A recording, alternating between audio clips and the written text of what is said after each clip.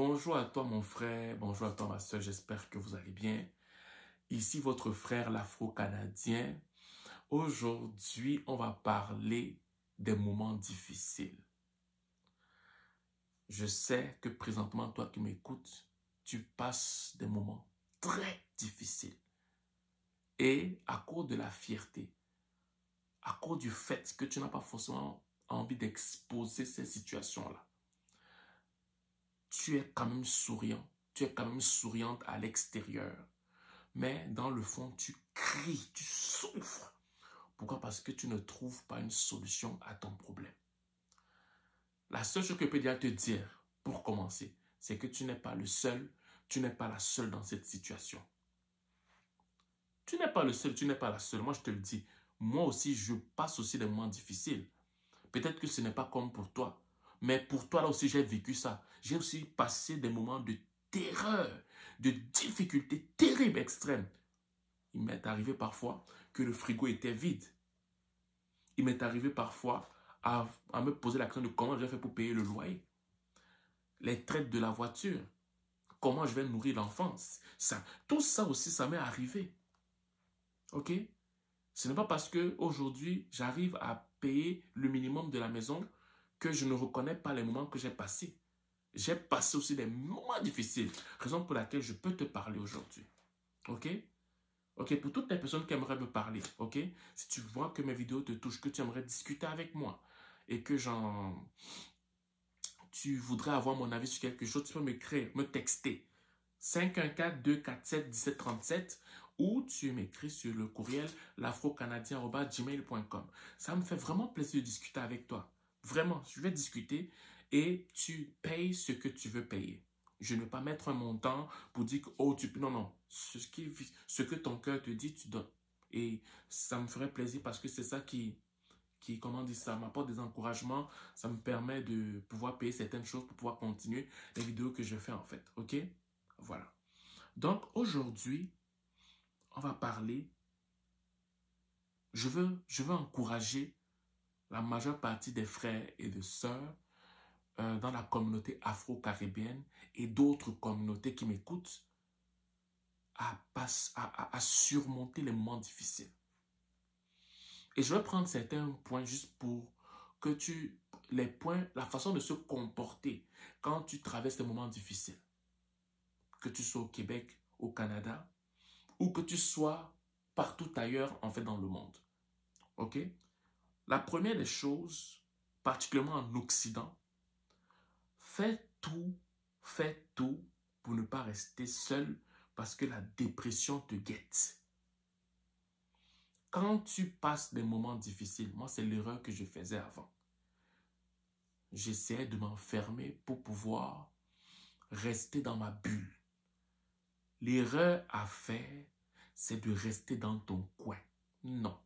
Parce que si tu restes dans ton coin, tu vas te miroiter ces moments difficiles-là et la dépression n'est pas loin.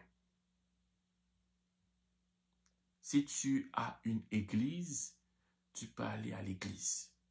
Ok? Si tu es dans une association, tu peux aller dans une association. Si tu es un jeune, il y a des YMCA où il y a des activités qui se passent. Ou bien tu peux aller plus constamment dans un gym. Tu peux aller peut-être au cinéma. Tu peux peut-être participer aux activités de ta ville. Il y a beaucoup de choses qui se passent, peut-être que tu ne te rends même pas compte. Mais tu peux aller, tu participes. Ne reste pas seul. L'erreur à faire, c'est de rester seul et de émettre des musiques de tristesse pour dire, mais comment ça m'arrive? Pourquoi ça m'arrive? Qu'est-ce qui se passe? Oh, non, ne reste pas seul. Ne reste pas seul, ça c'est un danger. Deuxième des choses, ne reste pas longtemps dans le regret et ne reste pas là à ressasser ton passé. Oh, si je savais pourquoi j'ai même voyagé, pourquoi je suis venu ici au Canada, pourquoi je suis venu ici aux États-Unis, pourquoi je suis venu ici en France, j'étais mieux en Afrique, j'étais mieux dans les Caraïbes, la chaleur, la famille et tout, pourquoi je suis venu ici pauvre de moi, pourquoi... Oui, naturellement, c'est humain. Quand on passe un moment difficile, on veut penser à tout ce qu'on a vécu avant. Et tout, c'était mieux avant, c'était bien avant, et tout ça. Mais maintenant, on est là, on vit des moments difficiles. Non. Comme il y a souvent une phrase qui dit, new level, new, quoi c'est new level, new devil, c'est ça. New level, new devil.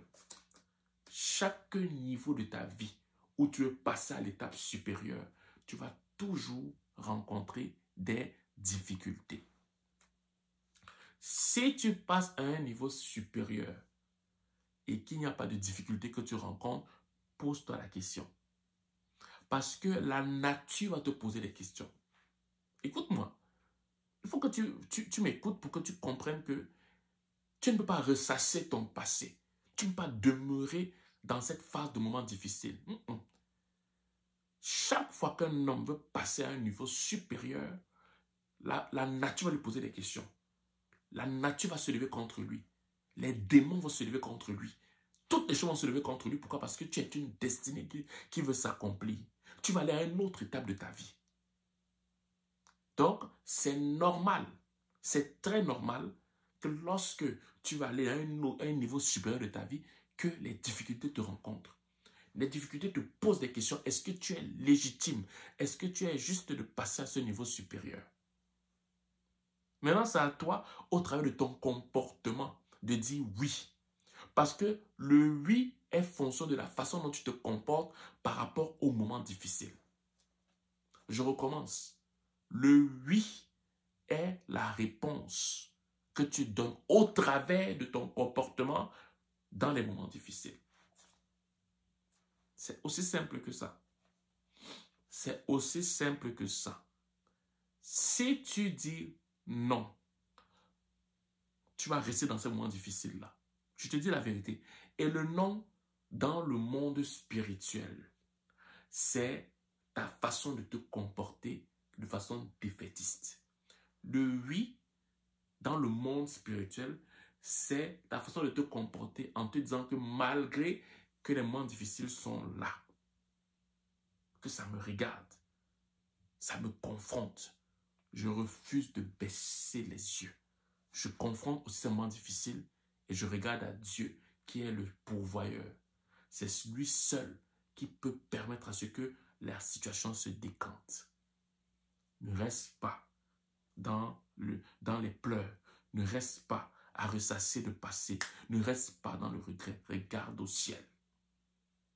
Regarde au ciel parce que la situation va se décanter à un moment donné. Je veux dire, même le plus malchanceux ne peut pas rester éternellement dans le moment difficile. Non.